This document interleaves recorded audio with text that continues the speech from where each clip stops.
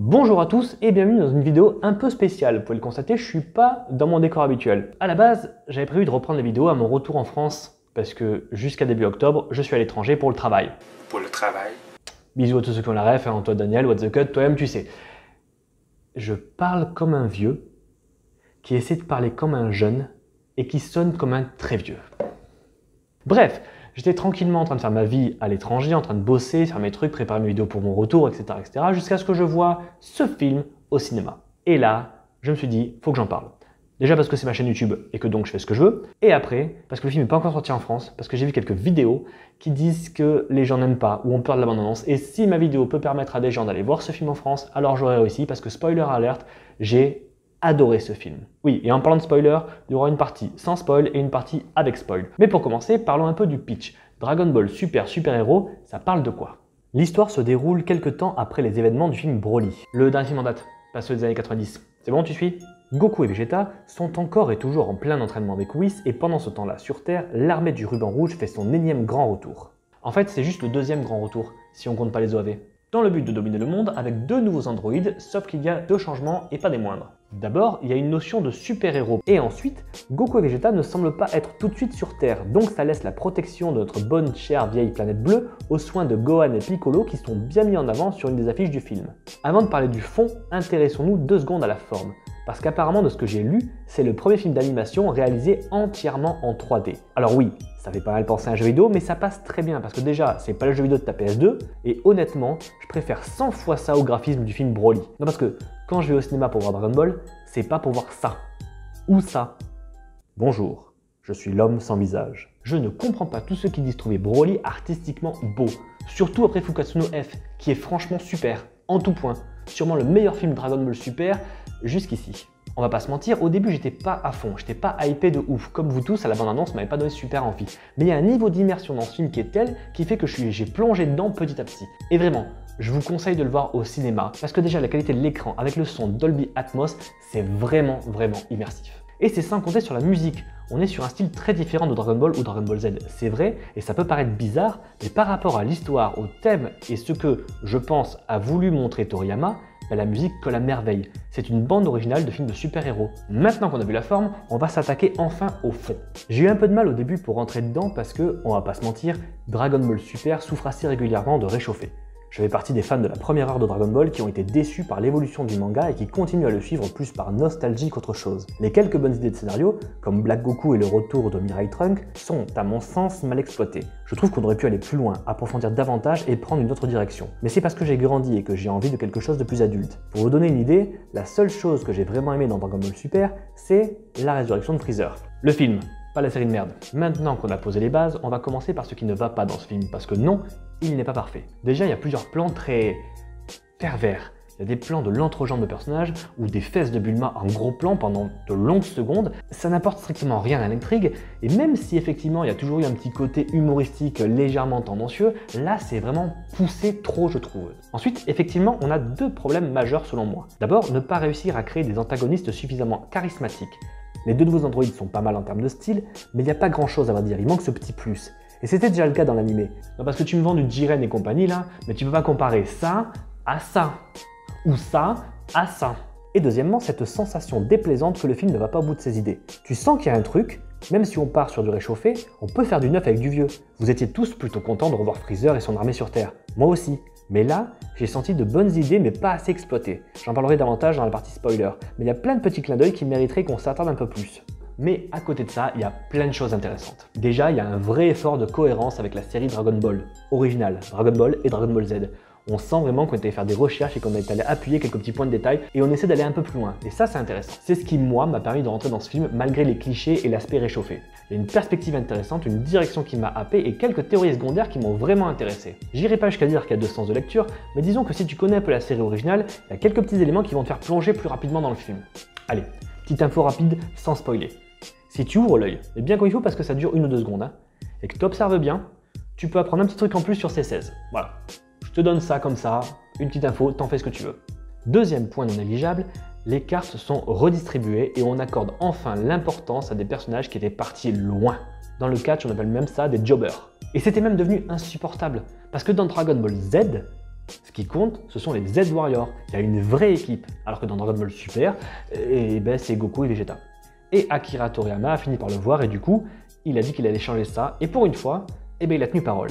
Je parle bien sûr de Gohan et Piccolo qui sont plus importants dans ce film. Et ça, ça fait vraiment plaisir. Surtout que je trouve que c'est traité de manière intelligente et que ça reste fidèle à l'œuvre. On retrouve la relation qu'on avait effleurée dans Dragon Ball Super et on reste fidèle aux caractéristiques des personnages. Et pour conclure cette partie sans spoiler et peut-être vous donner envie de voir ce film, je dirais que ce n'est pas juste du bourrinage. Même si on aime une bonne baston, on aime qu'elle soit justifiée. Et là, il y a quand même une histoire, une enquête même. Et moi, je me suis laissé emporter et ça m'a permis d'être à fond quand le combat est arrivé.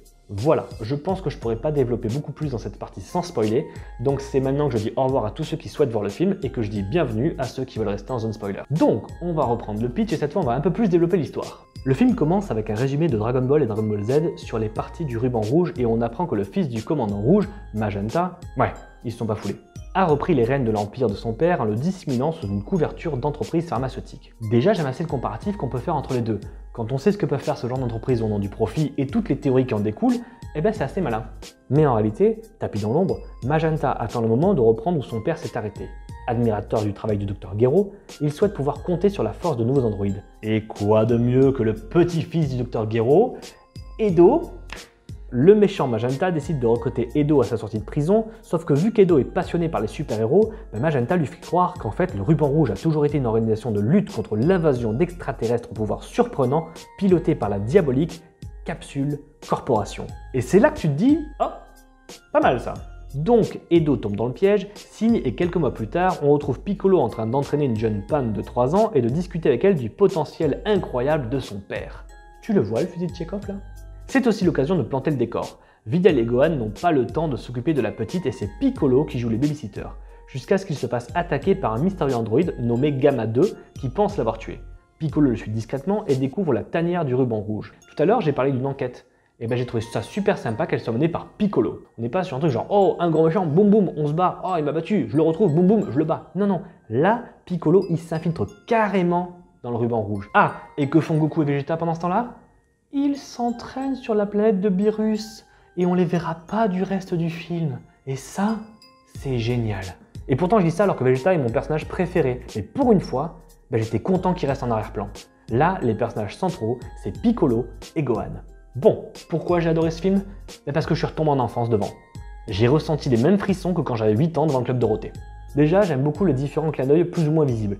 Je trouve que pour le coup, ce n'est pas seulement du fan service parce que ça sert l'histoire et les combats. Comme j'ai dit un peu plus tôt, il y a même un petit clin d'œil sur les origines de C16. Au début du film, on voit la généalogie du Dr Gero, expliquant qu'Edo est son petit-fils. Et on voit donc une photo de sa femme et son fils, qui ressemble trait pour trait à C16. Donc, je vais pas aller jusqu'à dire que le Dr Gero a fait de son fils un cyborg, parce que déjà j'y crois pas, et puis en plus C16 l'a dit clairement dans le manga, c'est un être entièrement artificiel, mais je dirais plutôt qu'il s'est inspiré de son fils pour créer C16. Et ça, c'est intéressant parce que ça donne une part d'humanité au Dr Gero, qui est certes discrète, mais qui mérite d'être relevée.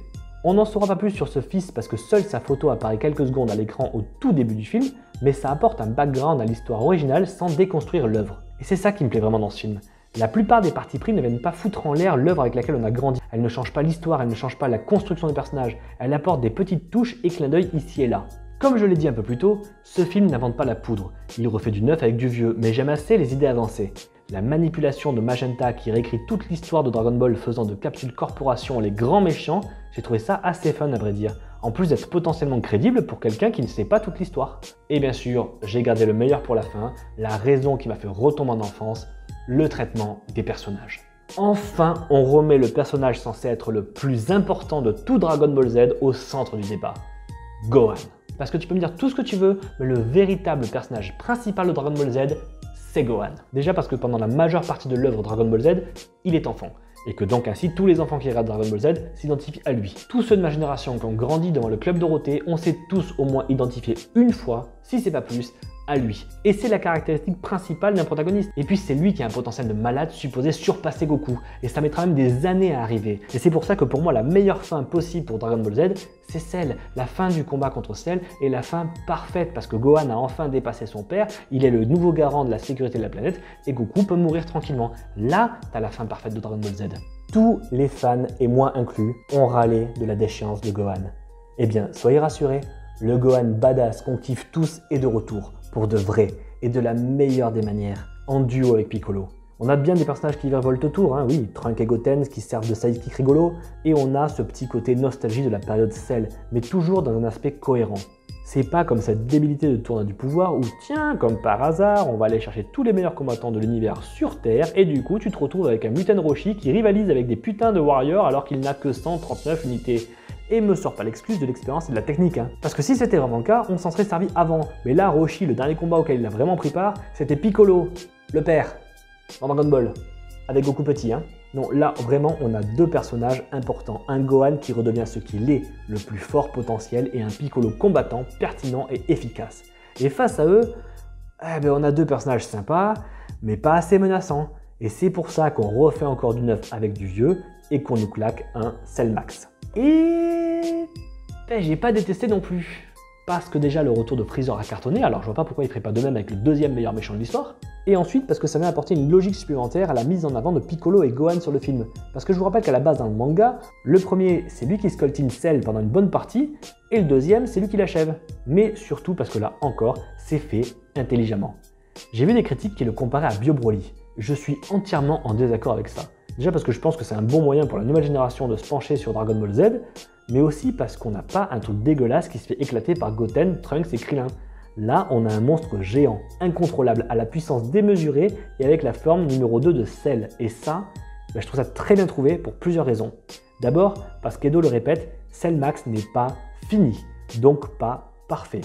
Et parce que la forme numéro 2 de Cell est la plus monstrueuse des trois. Je m'explique. Il est évident que Cell fait référence à l'insecte qui mue, se transforme et s'envole. La chenille qui devient papillon si vous préférez. Donc Cell 1, c'est l'animal basique, qui cherche à survivre, qui n'est pas très fort, qui découvre le monde, ses proies et ses capacités de chasse. Cell 2, c'est le monstre sorti d'un film d'horreur, plus évolué, très puissant et grand chasseur, terreur de tous les êtres autour de lui en plus d'être répugnant. Perfect Cell, c'est l'être ultime, celui qui n'a rien à prouver car il a atteint son objectif d'être le dernier maillon de la chaîne alimentaire. C'est d'ailleurs pour ça qu'il est plus calme, plus posé et plus classe. La chenille est devenue papillon. Du coup, un Perfect Cell complètement fou et incontrôlable, ça n'aurait pas collé avec le caractère du personnage. Cell 1 n'aurait pas été assez effrayant, donc Cell 2 est le choix parfait.